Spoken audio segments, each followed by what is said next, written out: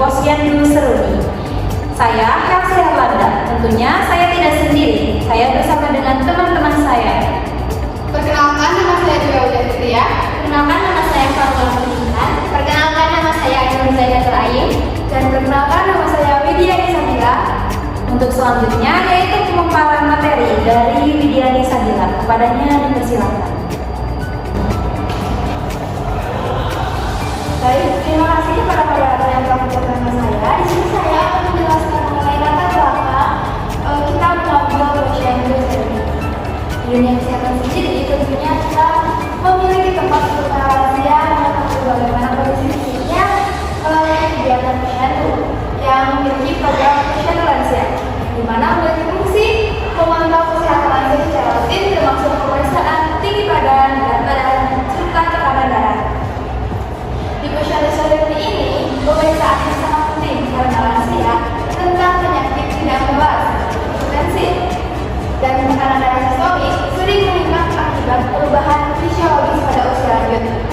Serta ditemukannya perbedaan tekanan darah antara lansia laki-laki dan juga lansia perempuan yang dipengaruhi faktor biologis, hormonal, serta gaya hidup.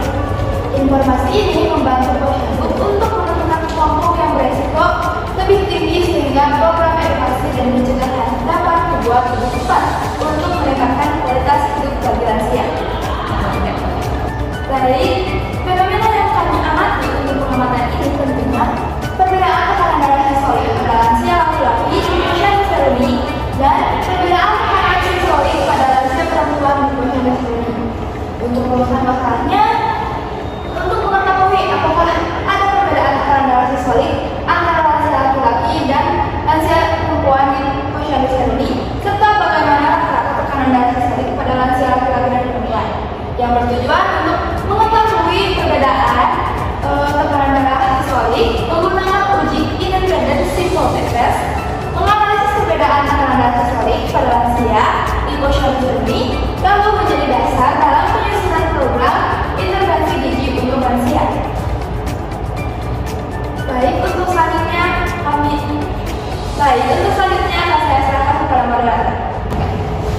Terima kasih kepada pemateri pertama. Selanjutnya yaitu pemateri yang kedua yang akan disampaikan oleh Farwa Intan. Kepadanya dipersilakan. Baik, terima kasih kepada moderator yang telah memberikan kesempatan untuk saya menyampaikan materi ini. Jadi, kita melakukan pengamatan di posyandu Seruni, tepatnya di Jalan Raya 5 nomor 77, RT 07, RW 10, Cikoten Indah, Kelurahan Padukan, Kecamatan Tawang, Kota Tasikmalaya. Dengan nomor telepon di sini ada dua. Yang pertama Ibu Siti, dan yang kedua nomor telepon dari Ibu Elin selaku kader. Terus kami melakukan pengamatan ini pada hari Rabu tanggal 19 November 2025 di waktu 08.00 sampai dengan 10.20 waktu Indonesia Barat. Baik, untuk yang selanjutnya yaitu ada sampel dan teknik pengambilan data. Sampelnya kelompok kami menggunakan Baik, untuk yang selanjutnya ada sampel dan teknik pengambilan data. Kelompok kami mengambil pengamatan ini dari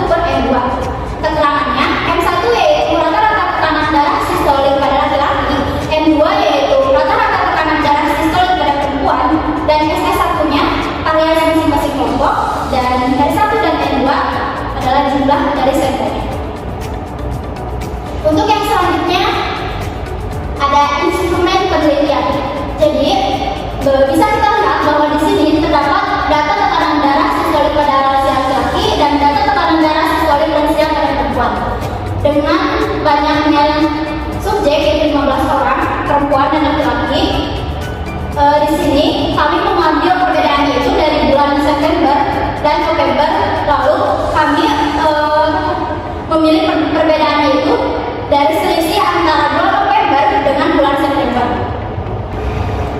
Terima kasih kepada pemateri yang kedua. Selanjutnya yaitu pemaparan materi yang ketiga yaitu oleh Nur Zaidatul Ain. Kepadanya dipersilakan.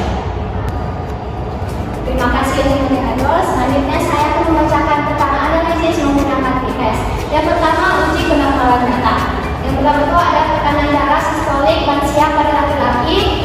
Simpangan bakunya ada 1843,80. Untuk rata-rata tekanan darah sistolik lansia pada perempuan, simpangan baku tekanan darahnya ada 898,95.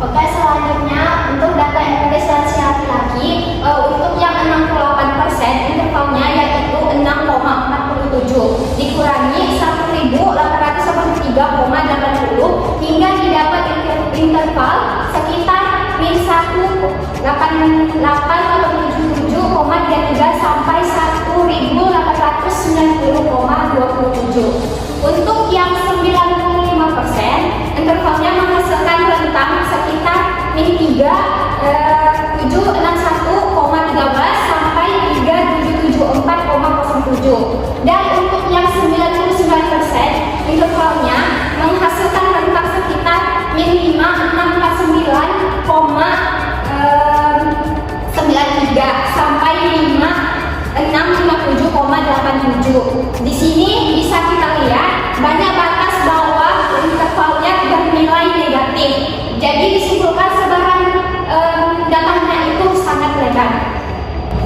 Selanjutnya data empiris lansia perempuan.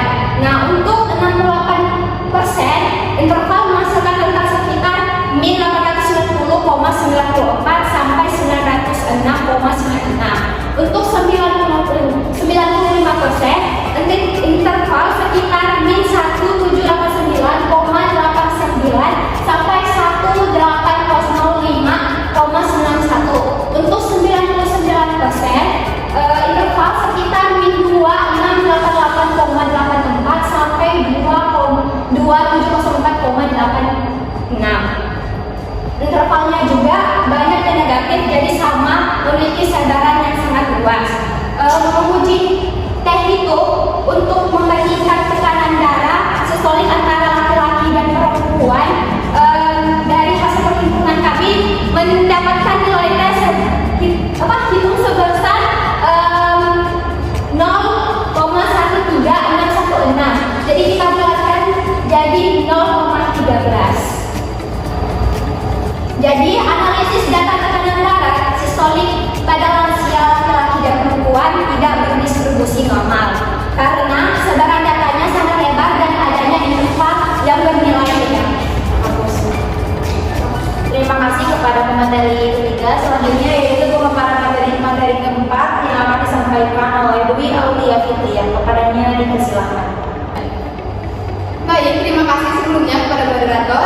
Di sini ada statistik deskriptif dengan kelompok laki-laki dan perempuan. Yang pertama kelompok laki-laki yaitu dengannya 6,46. Lalu standar deviasi 1883,80, nilai minimal min 101, nilai maksimal 46 dan jumlah data 15. Lalu ada kelompok perempuan dengannya 4,66, standar deviasi 898,95, nilai minimal min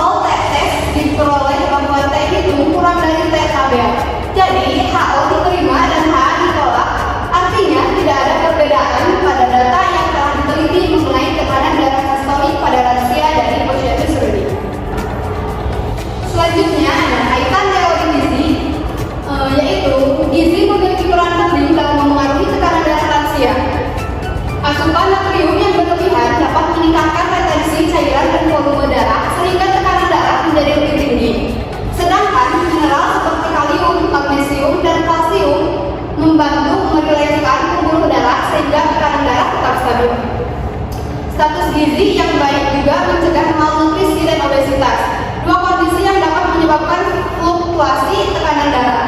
Dalam penelitian, tekanan darah sistolik lansia ditemukan melebihi batas normal dengan rata-rata 133 mmHg dan tekanan darah diastolik 84,95 mmHg, sehingga beberapa responden mengalami hipertensi. Penelitian lain juga menunjukkan bahwa tingkat stres yang tinggi turut meningkatkan tekanan darah pada lansia. Next. Jumlah lansia terus meningkat secara global dari 901 juta pada tahun 2015 dan diperkirakan mencapai 2 miliar pada tahun 2050 menurut PBB. Di Indonesia, pertumbuhan jumlah lansia membuat negara ini memasuki era penduduk menua.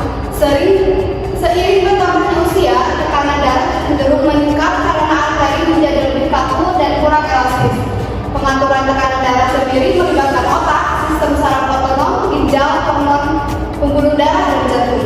Selain itu, proses penuaan dapat menyebabkan pemerasan atau penebalan dinding arteri yang akhirnya berkontribusi pada peningkatan tekanan darah pada lansia.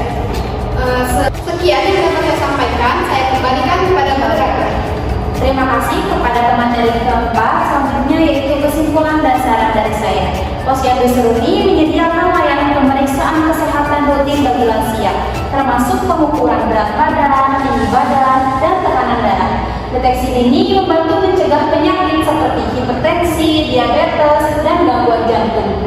Pada lansia, tekanan darah sistolik meningkat seiring usia karena perubahan elastisitas pembuluh darah.